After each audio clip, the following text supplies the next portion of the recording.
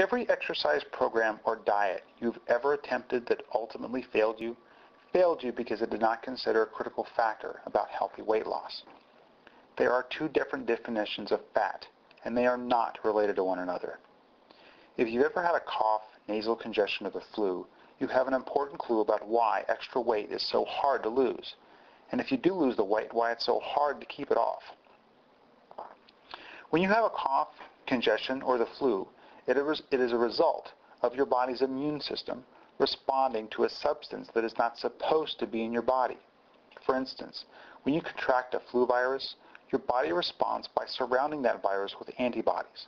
The congestion you experience is the body's way of limiting the damage, protecting you from further infection. Which brings us to the first definition of fat. Fat, adjective, having too much flabby tissue, corpulent, obese, overweight.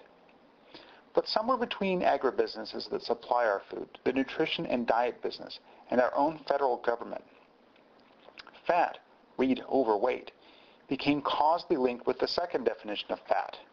Fat, noun, consisting of or containing fat, oily, or the fatty acids that are a key component for your body's absorption of nutrients.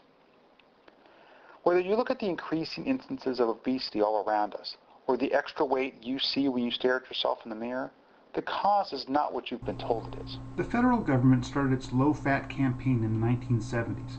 In the nearly 40 years since, Americans have gotten fatter and sicker. Obesity, heart disease, type 2 diabetes, and cardiovascular diseases are all much more common.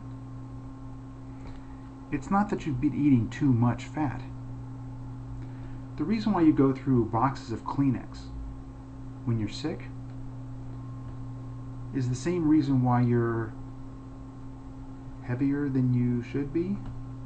Your gut is responding to a substance that is not supposed to be there. You're suffering from inflammation. The key to losing weight, to sustain your ideal weight, to be healthier, is to get rid of the stuff that is not supposed to be in your gut. If you can do that, you can break the yo-yo cycle of weight loss. You can be healthier and more vital, have less aches and pains, and make a substantial improvement with everything else that ails you. Your friends and family will marvel at how much better you look and how effortless your weight loss seemed. But you will know that the loss of weight was merely the tip of the iceberg, that there are a half dozen or so changes to your body that are far more important to your long-term health. Hi, my name is Jeff Simon, and I've lost 15 or more pounds 6 times in the last 20 years. And 5 of those times, I gained the weight right back. And I did it without changing the habits I adopted to lose the weight in the first place. I finally discovered why I kept gaining that weight back. I'd like to help you break that yo-yo cycle of weight loss. And you don't have to adopt some crazy sounding, half-baked, infomercial-inspired diet plan to do it.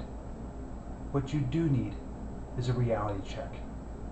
You need to see the truth behind the 5 great myths that multinational agribusinesses, big pharma, and even our own federal government spend billions of dollars to convince you of.